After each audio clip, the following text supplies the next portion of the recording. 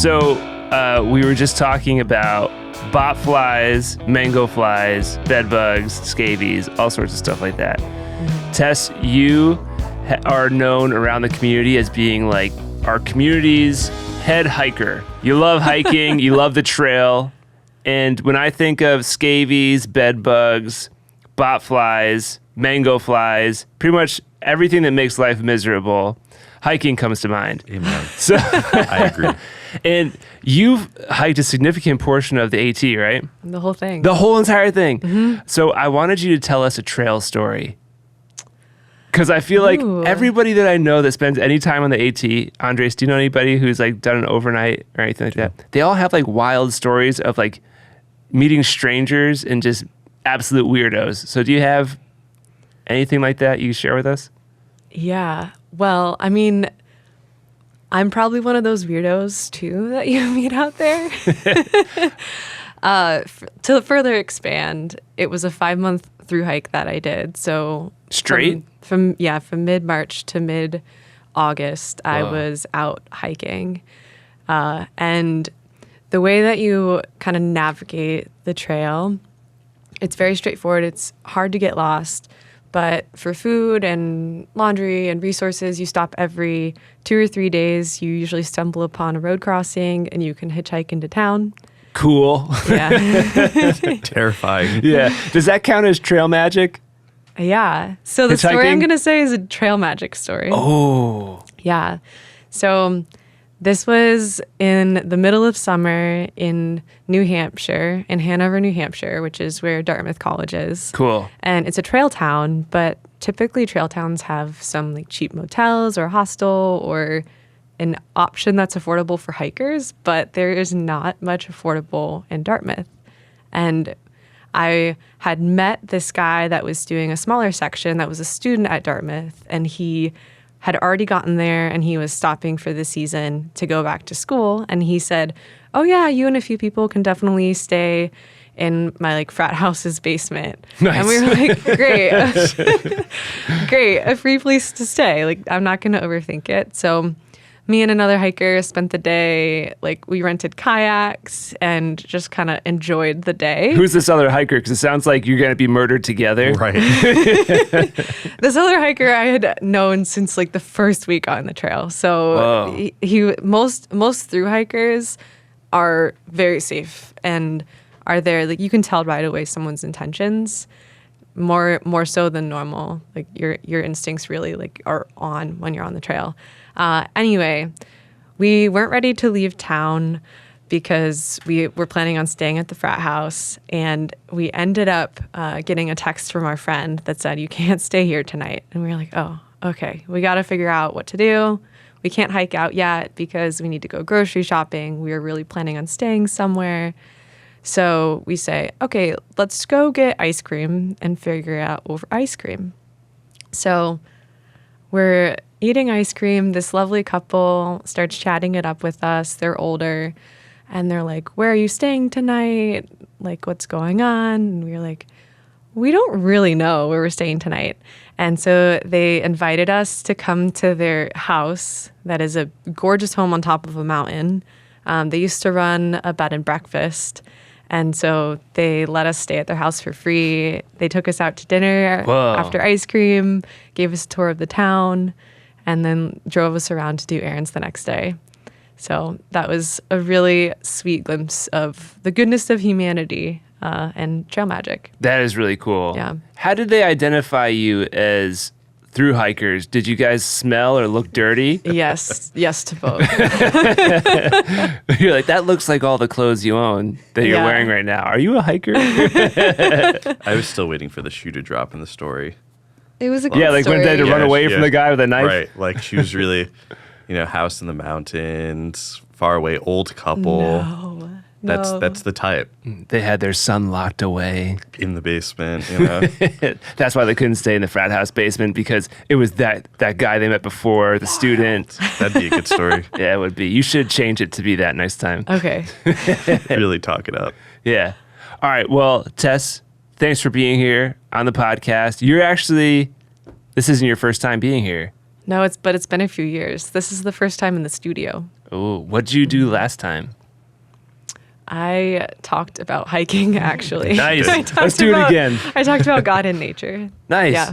That's cool. Yep. Well, thanks for coming back to the better version of the podcast. 2.0. Yeah, 2.0. That's right. Are we 2.0? We're 3.0, really. All right, I'll So it take was it. Rob and Okay. Kevin. Then it was Kevin. Then it was just, actually, it might be 4. So it was just you. What do you mean just me? It was just you. I was, at that Maybe- point, I was just like a guest. No, Like, you I would and just I come on every now You and and I then. started at the same time. We did the Christmas episode where we were the Christmas chicken and Christmas dragon for the first time. Yes, yes. This Yeah, could be 3.1. Oh, we'll take that. 3.1. I like it. An I update. like it. Updated. Better. Faster. I don't know about that. Ooh. I thought you were gonna like pull out like stronger. Oh. Yeah. It's No. okay. I was going to say smoother, but that's just because I wanted Zach to put the smooth voice on you. No, it's okay. Tess, what should people know about you, like, that are listening? They may not come to Sanctuary, or they may not have ever talked to you before. He's really just talking about his mother-in-law. Yeah, Who my listens to the mother-in-law podcast. watches this from Syracuse, New York. What's her name? Gretchen. Hi, Gretchen. She's our number one podcast fan. That's awesome. I have been coming to Sanctuary for 6 years now. And a little bit of like fun facts about me. I like to hike, obviously. I work for a bicycle company. In my free time, I like to run a lot. And I don't know. I really enjoy people. And I would not consider myself a type A person, but I love having things to do and plans with community.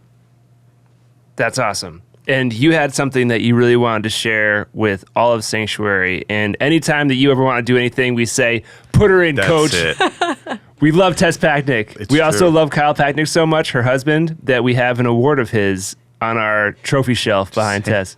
Have you seen that? Have Oh. He Yes. gave us an award with his own name on it that he made. I think, the story was he was procuring, like planning out buying the awards for the company. And so he just had to make a replica. So obviously you put your own name on it. Sure. right? Yeah. And then put it in an office that doesn't belong to you. The whole studio. That's a pro move. Make everybody think you're really good at stuff. Here's the thing, though. Kyle's brought 2 gifts. He did? The other one's behind you. Oh, the basketball Yeah. hoop? Basketball. Yeah. hoop. Oh, So Kyle and Tess have been like top tier guests on the podcast. yeah. Where's your gift, Tess? I did bring a little gift. You did? Yeah. It's time to bring back The gifts. the gift segment, ladies and gentlemen. I'm trying not to look down. Oh my Ooh. goodness. I brought a little rubber duck. A purple duck. Yeah, purple duck. And the story around the rubber ducks is, so it's a popular Jeep culture to have them on your dashboard. Do you If drive a like- Jeep? No. If you like somebody's Jeep, you give it to them. So Really? Yeah. It's Is this a big new cultural thing? No. Anyway, so I run a lot, and I have found many, many ducks on the side of the road while I've been running. And so I now have a collection of ducks in front of my Honda CR-V dashboard. So this one now belongs in the studio. Amazing. Because the I love studio it. is cool. Cool like a Jeep. That's According to right. Honda CR-V standards, the studio passes. That's For it. amazing. So is that like your favorite duck, or do you have a different duck that you held on to that's your favorite? I held on to my favorite duck. Ooh, what's your favorite duck? It has sunglasses Nice. that come off. And Whoa, on. no way. And it has a like cowboy hat that has like cow print on it. I like it. It's pretty sick. I support it. Yeah. That's- You should keep that one. I've Thanks. seen a lot of rubber ducks on dashboards. I just figured people are weird. No, it's like a whole Jeep thing Yeah. and a Honda CR-V thing. Those of you with Honda CR-Vs out there, if you ever are in need of muffler repair, let me tell you about this place in Bridgeport that still owes us our coupons that we haven't talked about in a while. Have it. Anyways, Sad. So Tess, I have questions though about the duck. Yeah. And then we'll jump in. But so you just find them? Do you find them in the same spots, or are they No. different spots on your run? No, the first one I found was in Fairfield Okay. on the side of the road. It was a cute little duck. like really miniature. And then I found 2 on the roads of Trumbull. I found 1 in the Disney World parking lot. Whoa, that one's probably really expensive. It's like a bunny, which is kind of cool because my trail name from hiking was Rabbit. Are you allowed to share that, or is that like? Yeah, that's public knowledge. Oh, Good. Are you allowed to share how you get your trail names? Yeah. How'd you get your trail name? Do you want to know? Well, make it quick. We got to get to our business. Oh, of course. So you're given a trail name. You can't name yourself. You're given a trail name. So the first week on trail, we get to this town with a grill. Everyone is so excited for like a juicy burger, all that stuff. And I just missed vegetables. So I went to the store and bought a huge bag of broccoli and carrots and ate vegetables out of the bag. Nothing, like no dip or anything. And so they're like, you eat like a rabbit. So they called you Rabbit. Yep. That's really similar to the story about how I got my trail name when Andres and I were on a trail and I wanted a burger, so he called me Daddy Mac Sauce. Yep. That was just the name you gave yourself, but That checks out. here we are. Here we are. All right, Tess. But seriously, you had something that we all feel like the whole community of Sanctuary and beyond, like my mother-in-law, could all benefit from. So what did you want to share with us today? Yeah, I have gone through the past 5 years really asking God and asking myself how I can live more intentionally with like clear directions of the plans that God has for me, but not in a lofty sense, something that's also more tangible. I found that when I look back into my early 20s, I'm 29 now, I really struggled with getting to the end of the week and being like, I didn't do anything outside of go to work, come home, make dinner, and then, I don't know, watch a show or run, and that was it. And so I was really craving finding intentional time and making something out of it instead of just going through the day to day and blinking, and a week is gone, a month is gone, a year is gone. Yeah, it's crazy how once you're out of high school and college, there's nothing to break up your time anymore. So time can just really pick up super fast. Then all of a sudden, like you said, it's like a week flew by, a month flew by, and you're like, it's Christmas again. Yeah. Crazy. Yeah. So you came up with something to make time intentional and not just let time slip away. Yeah. I listened to some podcasts and read about this and prayed about this. So this isn't something I completely made up. It was through a lot of influences over time. But it really starts off with asking yourself and praying to God, who will I be in 10 years? Which that's far out. Most people ask, what's your 5-year plan? But this is 10 years out. So the year's 2025 right now. This would be 2035. What is life going to be like? And from there, it's not asking, like, it's not setting safe goals or just about like what you'll have and what you'll do for work and family and all that. It's also asking, what is my character going to be like? How are my friends going to treat me? How will I treat friends? What's my number one priority? What are some accomplishments that I have that I think I'll really value? It's asking bigger questions like that and really partnering with God in that. And I think it's also important to realize, like, just because you're thinking of this, it doesn't mean that all of this is going to happen in 10 years or there's things won't be added as time goes on. But it's just to help you partner with God in that dream of what's the best version of myself? What does that look like? If everything like could be perfect and dream-worthy, what would it be? So I have a couple follow-up questions on that, just for like clarification's sake. So we're talking about making a 10-year plan for your life, but in partnership with God. So I feel like a lot of times when it comes to jobs, you look at the current job you have now and you're like, this is step one. 10 years from now, I want to have moved up like 3 times. That's just what someone might think of without God. So how does planning a 10-year plan in a partnership with God change the way you look at your dreaming? And like maybe even give us like an example of how that worked for you. Yeah. So I feel like it's easy. The way that society tells us how to plan is climb this corporate ladder or check this box and this box and this box, like get married, buy a home, have kids. Like that's how to be successful. And that's not God's plan for everyone. It's not a linear path. It never really is. And so like, for example, when I first started this, I said, I really want to go into humanitarian aid supply chain. So for instance, that could be like disaster relief, getting supplies to people that are in the midst of disaster. And at the time, that was a dream that was on my heart, but it was like, okay, what else does that look like? For me, that's managing people and managing a team to pour into and to be a leader that inspires and grows talent. But to also achieve that, my dream in that 10 years was also to have a vast array of like supply chain experience. And that's the field that I'm in. I'm in supply chain. And so not just like the same, like very small little world of that, but kind of growing and expanding it. And partnering with God in that is kind of asking God, okay, God, I have some of these talents, some of these gifts, but I also have this desire in my heart and this like people group or event or place that also means a lot to me. And it doesn't have to be that everybody goes into ministry or nonprofit or anything like that. But it's a direction that makes sense with what really excites you, but also the gifts that you have and skills that you can hone over time.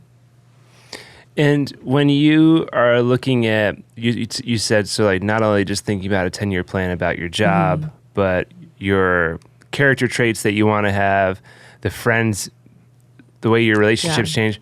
How did you, when you're partnering with God to come up with this plan, even identify characteristics that needed to be changed? Because I think for me, if I were to do it, I might have a hard time figuring out exactly what needs to be changed because I'm blinded by my own bias and excuses or reasonings and stuff. Yeah, it's hard. And for instance, one of the questions I ask is, what does my marriage look like in 10 years? And like how Kyle and I love each other, but how do we show love to each other in 10 years from now? Is it more? Is it different? What does that look like? And the beauty of just writing down who you are in 10 years isn't to figure out the gaps right away and like how to get there. It's like, okay, really is what is like the most marvelous best case scenario that we can dream up. So Tess, how, thinking even with what Russ is saying, so kind of you make that goal, and I would even love like, what's a practical, what do Tess and Kyle look like in 10 years, right? And then maybe out of that, because obviously this is something you've done yearly, right? Maybe what's something practical that from year one you said, hey, this is what I see. Here's who I want to become, and kind of the practical like goal out of that. So how, like, maybe what did that look like? Yeah. What do you want to be? What was I know I want you to go into like, you have your like step 1, step 2. Yeah. But practically, what does that look like for maybe someone who's thinking through like, I hear you talking, right? It sounds really big. Yeah. What does the practical level of that look like? Yeah. So one example of something that I have achieved since I started this is I had the dream of running the Boston Marathon. And that is a really hard accomplishment for a marathoner to not only qualify, but then run the race. And so that was a dream that I was not prepared to like fulfill even in that first year of writing down. Like it was a very, very kind of like scary, daunting goal. I had to drop my average marathon pace by over a minute per mile to achieve that. Like there was a lot that went into that, and it was scary. But that was one thing I wrote down. I said, I am a Boston Marathon runner in 10 years. And from there, as we walk through, I'll give a little preview as to where we're headed. But I said, okay, what is something that I can do this year that helps point me towards that goal? And so the first year was just running a marathon and seeing how that went and just getting used to putting the miles under my legs. And then like as I progressed through time over the years, it was, okay, I want to shave a little bit of time off here. Or like, oh, I want to incorporate more speed workouts and become a faster runner in the half marathon. And all of that kind of with the intention of striving for like this statement that I made that I am a Boston Marathon runner. And that even like breaks down to, okay, this year I have the goal of running a marathon. What does that look like this month? This month's goal is to run 60 miles or 100 miles or whatever that is. And then that also can like drill down further. Okay, this week my goal is to run 20 miles. And it's all then with the intention of pointing towards that bigger goal in 10 years, even if I'm not actively thinking every day, like, I am a Boston Marathon runner. Yeah, that's good. Yeah.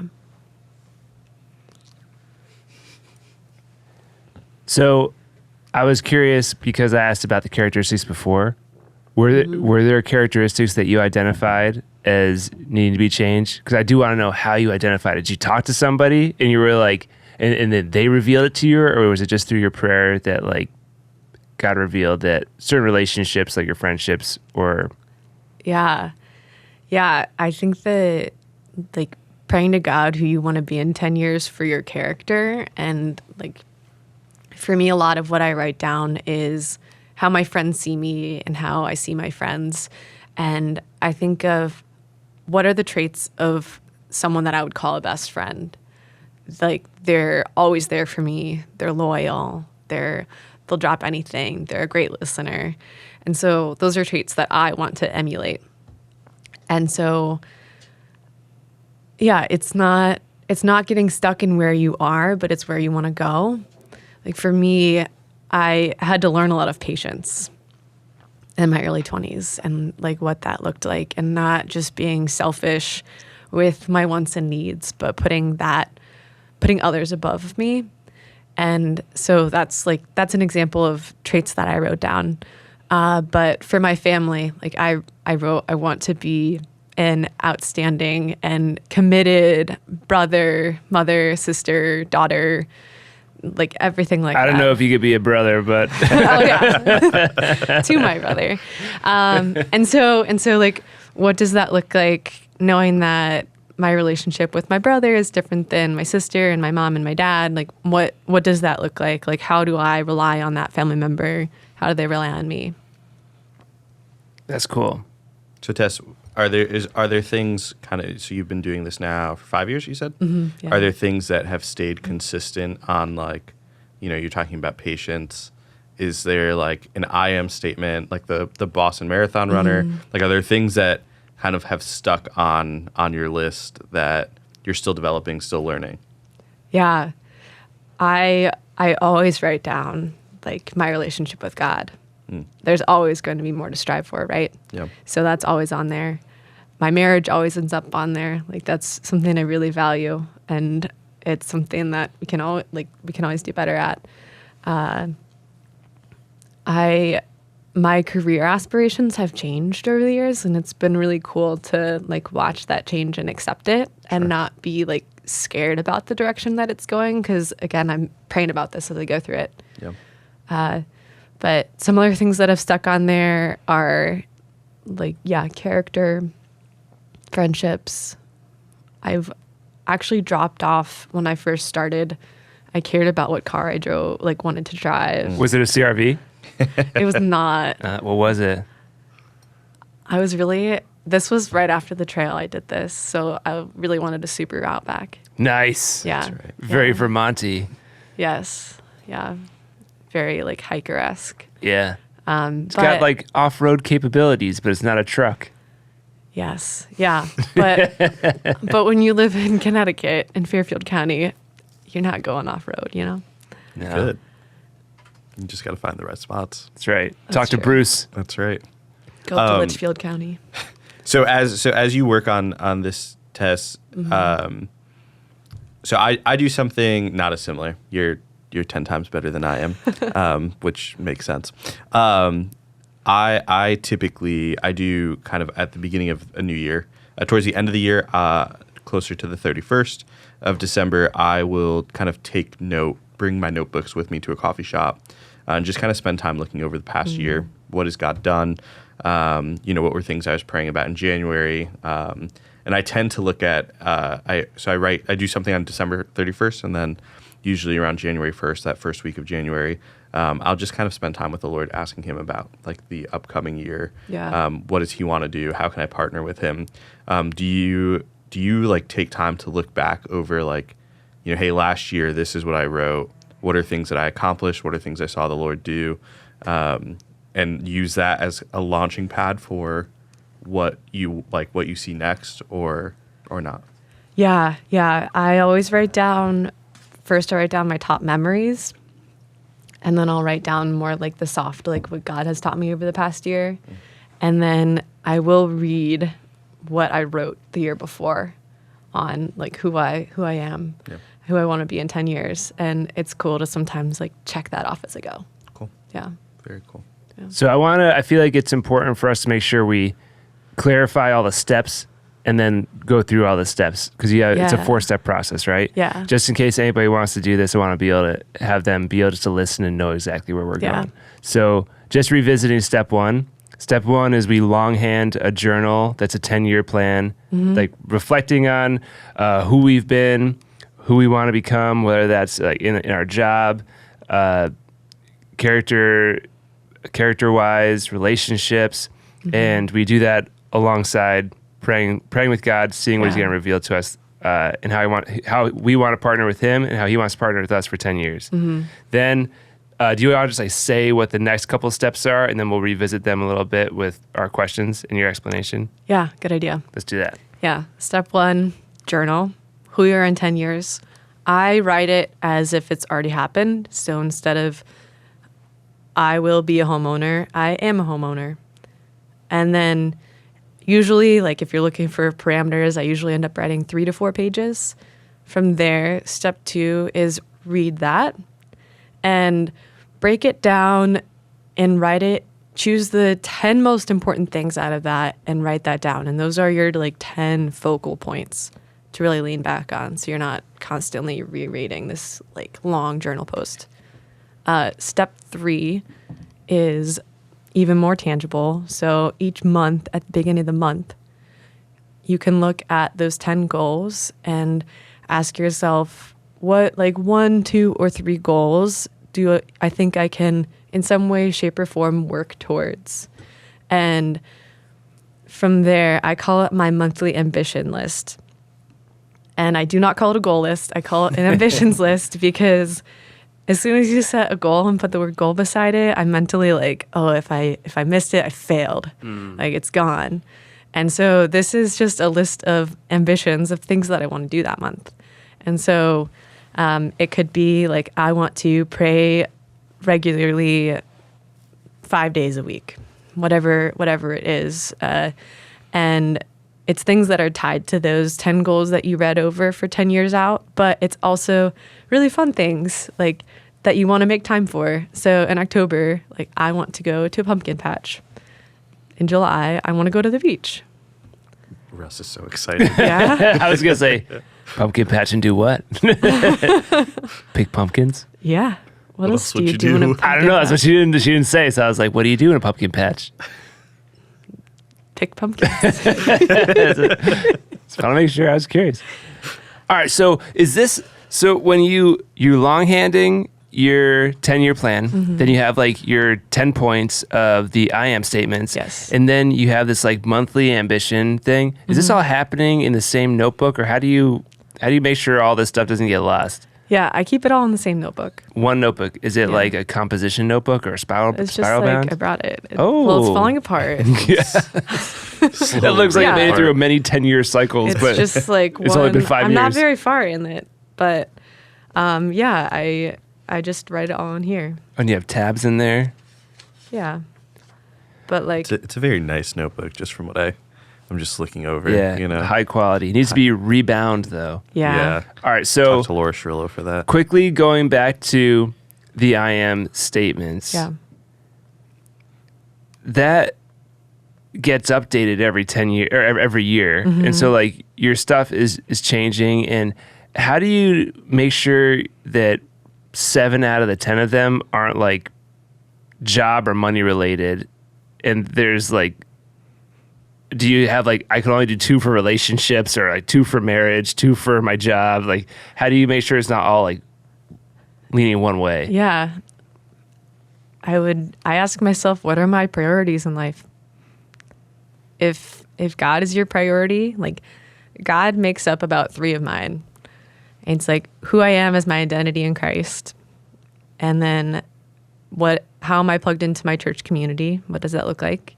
And then like, how am I in ministry? Like at a very high level. And so that's a third, almost a third of mine. And then from there, like 1 of mine is job related now. 3 of mine are relationship related, like who I am as a wife, etc. That's cool. Yeah. We could tell where her priorities lie just from That's right. what she shared. All right, and so then you have like your every month thing. Yeah. What I'm curious about with that, because I know me, when do you do that? Because I could think about like having a long week, and I would probably do this in the evening or on Saturday. And by do it on the evening or on Saturday, meaning I would never do it because I'd be like, well, I need to do something mindless and relax rather than doing something that takes more brain power. Yeah. So when do you do this? Usually on a Monday morning or like Sunday before or after church, just to check in. And what type of time commitment are you looking at monthly to check in with this? Oh, like 5 or 10 minutes. Because if you're rereading this every month, you know what your 10-year plan goals are. Yeah. You have an idea of what you're shooting for, and you know what you did last month towards the goals or just for fun. So yeah, it doesn't take long. The monthly ambition list is my favorite part of it, because it's like, what do I want to make time for this month? Some of it is really like boring and not fun. Like Kyle and I own a home, and so sometimes it's house projects on there that I'm not excited about. And you have a cat? And I have a cat, yeah. Cat projects?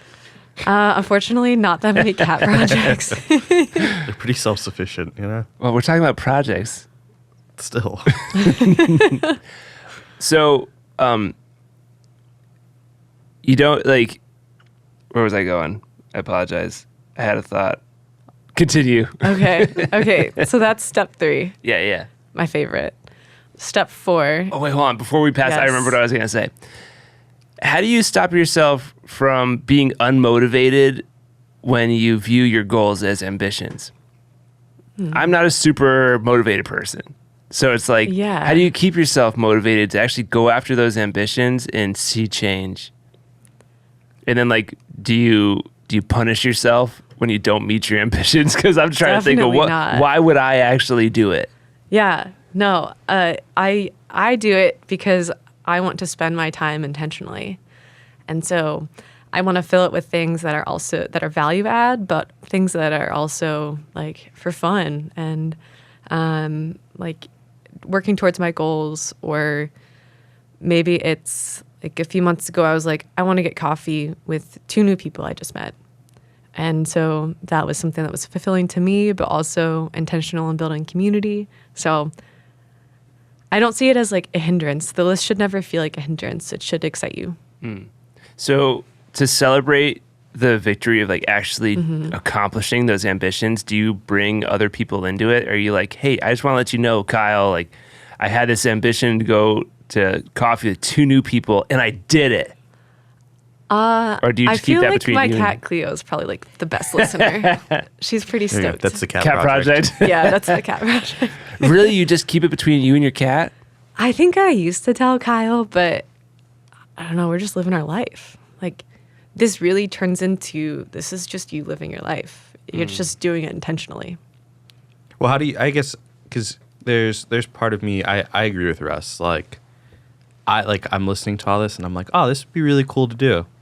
Probably never going to do this. No, that's okay. But part of it too is like the accountability portion. Yeah. Right. So even like when you were starting out, was part of like telling Kyle like a way to keep you accountable, and just as time has gone on, like this is something that you've enjoyed doing, so you do it. But was there ever an accountability portion of it for you that wasn't just the notebook? Because if honest, like just me being real, like if it was just me keeping stuff in a notebook, I don't know that I would ever get past like it actually being in a notebook. Yeah. Yeah. Just constantly disappointing yourself. Always. I mean, that's just every day, but you know. Yeah. Accountability is a great one, and I think it's necessary. Yeah. I think it was easier for me when I started on this journey because I was really craving more. And so this was telling me what more is. Yeah. And so I was looking forward to filling my time with these and prioritizing my time with these ambitions. But someone to hold you accountable, even if it's just for like, hey, I set these like faith goals this month. I need help. I will need accountability to make sure that I'm doing these. Like, bring someone in, definitely. Or this could be an activity where you and a friend once a month go to a coffee shop and you write down your ambitions and you share them together. That's really cool. It's a good idea. Or if you have a cat. Mm-hmm. So you stay motivated every month, going back and checking every single month your I am statements. And then what's next? What's the next step? Yeah, so I am a weekly to-do person. You like So checklists? I do like checklists. I like checklists too. It's satisfying. Yeah, sometimes. Do you ever like you didn't have something on the checklist, but you did it, so you add it to the checklist just to cross it off? Yeah. I love doing that. Oh yeah. Yeah. Oh yeah. Intriguing. We have this new software at work, and it's like a fancy to-do list software.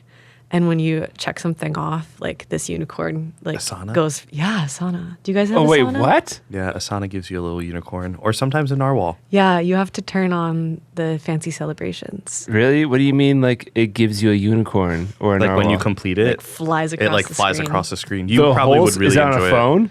No. You can get Asana on your phone, but it's usually on your laptop. You just click the checkbox. That's amazing. There you And go. there's also this feature, I have to double check the keyboard shortcut, but you can hit like Tab Shift V and cats appear on the screen. Oh, that's intriguing. Wow. And then it's not V, it's probably B. Probably C for cat. Also, as the only non-cat owner in the room, I just want to Zach's not a say cat. I'm missing out. You weren't. Zach's not a cat. No, right? he owns a cat. It's just no one knows about it. Oh, Yeah. Secret cat Yeah, secret cat owner. named Zach. What's your cat's name? Junior. Zach Junior. it's sweet. I'm sorry to get us You off really topic. I love Step cats. 4. I did bring us there, flying unicorns. Oh, that's and what it was. narwhals. Flying unicorns and narwhals. Yeah, yeah. All right, so you love checklists, and so you like your weekly to-dos. Continue. Yeah. So when I'm doing my weekly to-do, I mean, there's boring stuff on there like laundry, but then I also make sure to take a glance at my monthly ambition list, And when do you do this? like at the beginning of the week. Monday morning as well? Do you ever double up, like your Monday morning monthly thing and the weekly check-in? Yeah, yeah. But I would say, like, I give myself grace. Sometimes the monthly list happens on, like, the 10th of the month. Whoops. Oh, well, that's okay. Like, it's fine. I like it. And sometimes the weekly to-do list doesn't ever happen. But that's okay. Like, the whole point of this isn't to put yourself in, like, a strict little box that you have to follow all of this to succeed and like fit into the plan, etc. It's just to live intentionally and fill your time with things that you enjoy. Like this month, I went to go ice skating twice. Have you gone once? I have gone once. Where'd you go? The Westport rink. It's outdoor. It's a popular one. It's very beautiful at sunset. There you It's go. outside? Yeah. Whoa. I think there's an ice skating rink in Bridgeport, which is located close to a muffler shop if you ever need your muffler repaired. Still waiting on the coupons. Yep. Still waiting. So, Tess, I kind of, again, going back, because I think about people who might look at this and be like, hey, like this seems really overwhelming. Have you, as time has gone on, have you like revised stuff? Was it always this at the beginning?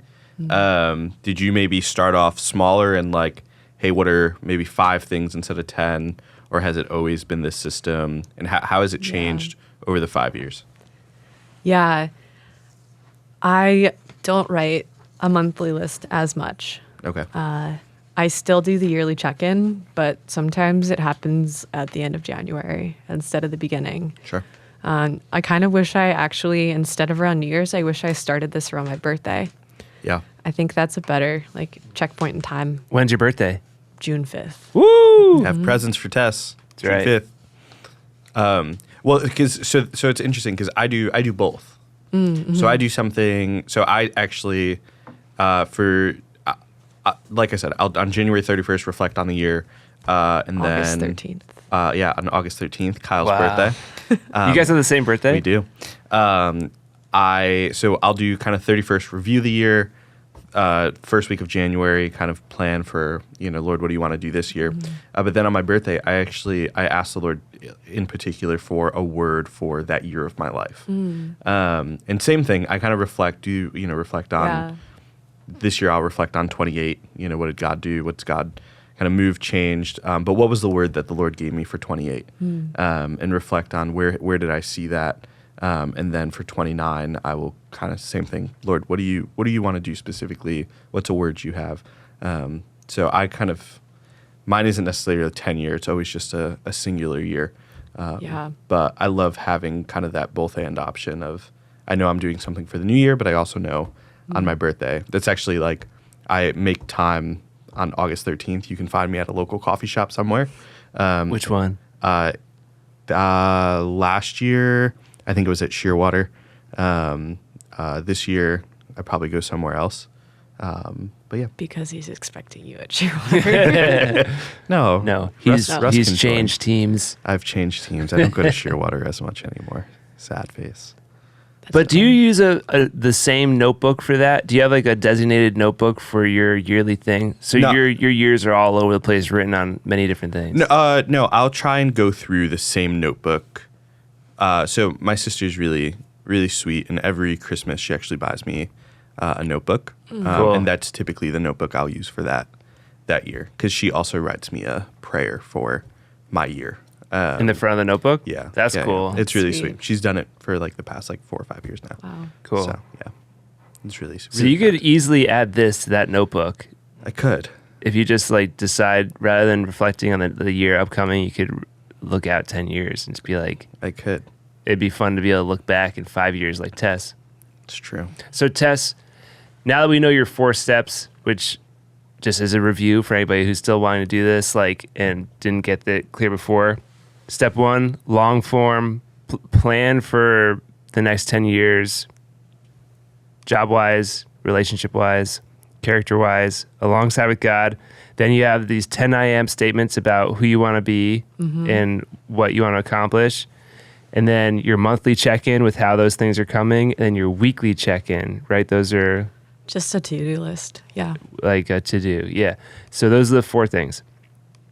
What are some of like the biggest changes or takeaways that you've had from doing this in these 5 years? Because you're not 10 years in yet. Yeah. You're 5 years into this 10-year plan, and you've seen how things have changed, your priorities have changed, your ambitions have changed. Has there been any like major internal work that you feel like the Lord has done with you by partnering with him in this? Yeah. I don't think I ever thought of dreaming 10 years out before I heard of this idea to look so far out, because I think it removes any of the like worry about how I'm going to get there. And it's far enough out that it's kind of hard to imagine. Really, it kind of is. And so I think having a bit of distance allows me to dream with God more in like a bigger and more like fantastic way than something that I feel the pressure to like achieve today or like go figure out how I'm going to do it right now. And so it has really given me the opportunity to ask God for bigger dreams, something that I don't have to feel like I have to pick up right away. And if it is something that he wants me to pick up right away, then like, yes, Lord, I'm on board. But it has definitely helped in dreaming with God and trusting him that if that's his will, then he'll provide a way one small step at a time. And on the opposite side of that, I just feel like I'm spending my time better and not in a way, not in like a work way where it's like I was 100% productive and efficient today. Like that's not the point of this. Like you shouldn't be at the end of the month and be like, wow, I'm tired from all of the things that I set. Like most of the time, my ambitions is to Sabbath, and that's in there. And so it's given me more space to like plan intentionally for what I want to do, the people I want to prioritize, how I want to spend my free time, etc. And two, it's given me a lot of grace for myself. Like I'm not upset with myself if I only accomplished like 40% of what I wrote for that month, or maybe I like don't feel on track for where I'm going to be in 10 years. That's okay. Like it's just 24 hours in a day. There's only 7 days in a week, you know? So it's given me grace to realize that the Lord can move in big ways, even when we might feel in the moment overwhelmed or stressed out or don't see a way forward at all. That's good. Any last words to our sanctuary community? Oh, I wasn't prepared for this.